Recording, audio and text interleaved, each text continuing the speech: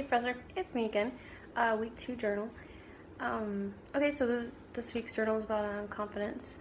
And, okay, so for me, confidence is weird. Like, I lack confidence, but I also have confidence. It all depends on, I guess, the audience that I'm briefing. For instance, if I'm briefing my young airmen, I can walk into a room and I can just, automatically start doing a speech or briefing or whatever about whatever today's topics would be. And I'm fine.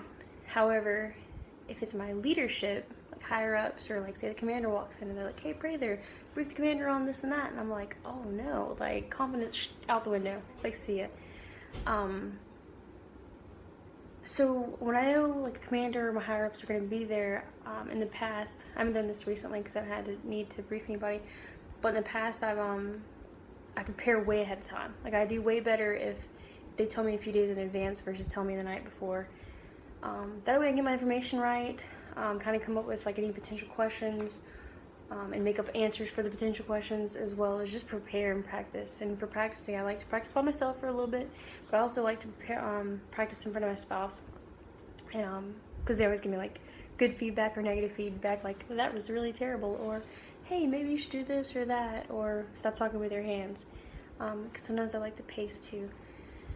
Other than that, I think I can would practice in preparation and repetitiveness, like constantly doing briefings and these journals. Like I said, last week's journal, doing this a lot actually helps out a lot with my confidence, and also like studying the material and seeing how like exactly to break things down works out well too.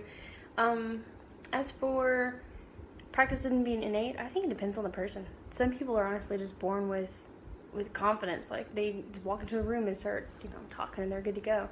Other people, not so much. People like me, I just need to practice. As for faking confidence, yeah, I think you can fake confidence.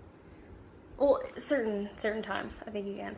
Um, and I think confidence is definitely important whenever giving a speech, because people can tell whenever you're not confident in what you're saying. And being confident is part of giving the speech. That's how you sell things, regardless of what your speech is on.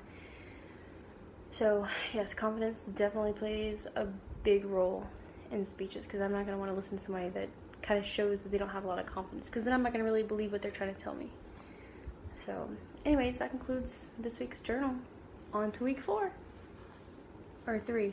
I can't count today. It's been a really long day. Off to week 3.